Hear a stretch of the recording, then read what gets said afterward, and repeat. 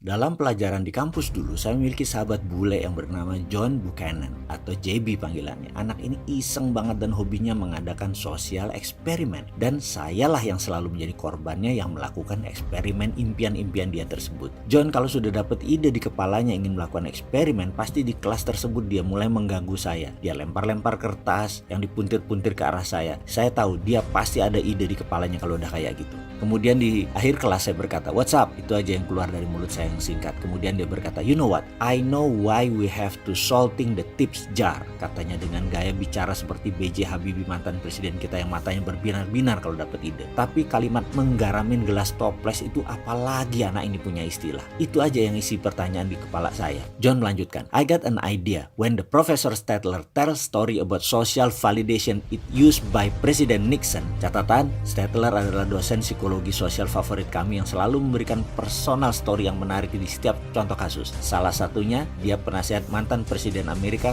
Nixon. Waktu itu demo besar-besaran di Amerika menentang invasi Amerika di Vietnam. Gallup poll mencatat bahwa 60% warga Amerika tidak ingin melanjutkan perang di Vietnam dan akan diadakan referendum di mana masyarakat akan mengambil pendapat dengan voting suara menentang Nixon. Sehari sebelum hari H, referendum tersebut, Nixon berbicara di TV nasional. Dia menggunakan istilah social validation. Nixon memberi kata demikian, "Terima kasih kepada great fellow American yang memilih silent dan tidak berkoar-koar demo di depan umum selama ini. Besok saya akan memanggil Anda untuk melakukan referendum. Suara Anda menentukan apakah kita akan melanjutkan perang di Vietnam melawan komunis atau kita pulang dengan kekalahan." Kata-kata great fellow American dan silent majority adalah memanipulasi otak pemirsa bahwa iya juga ya, yang berkoar-koar adalah pecundang yang sedikit. Mereka screaming minoritas sebenarnya. Anda pasti tahu kelanjutan ceritanya di mana hasil referendum tersebut ternyata 77% setuju rakyat Amerika berperang di Vietnam dan dilanjutkan.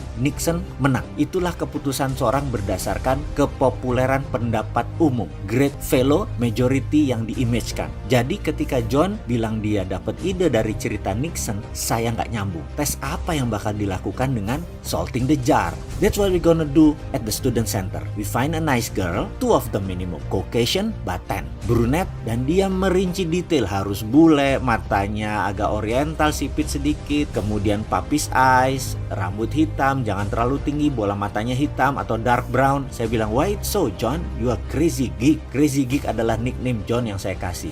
Blonde girl, blue eyes itu cantik tapi tidak mewakili ras dan etnik secara kebanyakan. Rambut hitam di dunia ini 70%, mata kecil 55%, tan color skin bahwa gelap warna kulit merupakan 70% manusia di dunia ini. Bola mata hitam dan coklat juga merupakan mayoritas manusia di dunia ini. Jadi seseorang dengan spesifikasi seperti itu disukai mayoritas. Ingat, kita sedang membuat analisa berdasarkan popularitas, social validation. Yang saya jawab, "Where do I get this kind of girl? I don't know." Dia jawab kemudian, "Use your intuition, rowing guy." Dia menyebut saya dengan rowing guy. "Because you yourself are almost represent those human liking possibility." Wah, begitu John bilang saya mewakili kesukaan manusia terbanyak, yaitu mata sipit, rambut hitam gak terlalu tinggi, GR banget saya. Walking on the moon, terbang rasanya. Jalan saya langsung chest up, dada membusung, superhero effect langsung saya mainkan. Saya jalan dengan percaya diri dan saya tersihir dengan si John on the hot itu. Jadi kemudian ketemu cewek spesifikasi tersebut, saya langsung sapa dengan pede. "Excuse me, would you like to be one of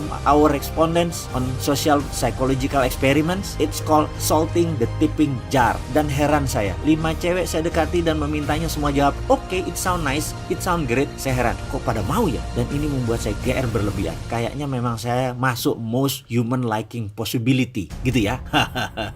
Kemudian hari saya baru tahu yang menghipnotis mereka cewek-cewek itu adalah kata-kata yang gak umum, nggaremin toples, bukan efek saya. Wah, tenan. By the way, kita lanjut. Di hari H eksperimen, cewek tadi disuruh stand still, berdiri diam saja dan tersenyum. Di depannya ada jar atau toples dan di belakangnya ada spanduk lingkungan hidup. Dan saya John menyapa orang yang lewat. Kita bertanya pada yang lewat, "Hai, mohon waktu sebentar, kami mohon bantuan Anda. Gadis cantik ini sedang mengumpulkan dana fundraising untuk lingkungan. Kira-kira menurut Anda, orang-orang akan menyumbang berapa yang pantas ke dalam jar toples ini?" Mereka menjawab, $1. Lalu yang lain $2, yang lainnya 50 sen, $1, a bucks, dan nickel, begitu selanjutnya. Lalu John ganti jar toplesnya dan kami memberikan pertanyaan yang sama. Kira-kira berapa donasi yang akan diberikan oleh orang untuk membantu gadis ini mengumpulkan dana sumbangan untuk lingkungan hidup? Yang dijawab oleh responden berikutnya, maybe $50, $10, $20, dan begitu seterusnya. Survei 3 jam bagi John cukup, apalagi buat saya. Lalu, mengapa ada 2 jawaban berbeda dari 2 jar berbeda? Kehadiran gadis cantik tadi membuat responden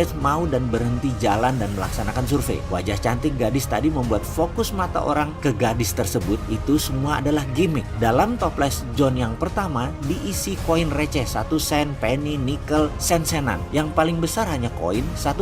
Ternyata responden melirik isi jar tidak sadar, walau mata ke gadis cantik, tapi bahwa sadar seseorang memerlukan popularization, memerlukan social validation. Koin receh itu referensi, karena itu mereka menjawab receh. Begitu jar diganti dengan uang $50, $10, referensi bawah sadar kelompok kedua dalam pengambilan keputusan yang populer adalah uang kertas tadi. Itulah sebabnya kalau kita datang ke Starbucks, dalam toples pasti tips ada uang kertasnya dan banyak, sehingga sewaktu Anda ingin memberikan tips bukan receh tetapi uang kertas. Itulah teori salting the tipping jar ala John. Mudah-mudahan cerita ini bermanfaat.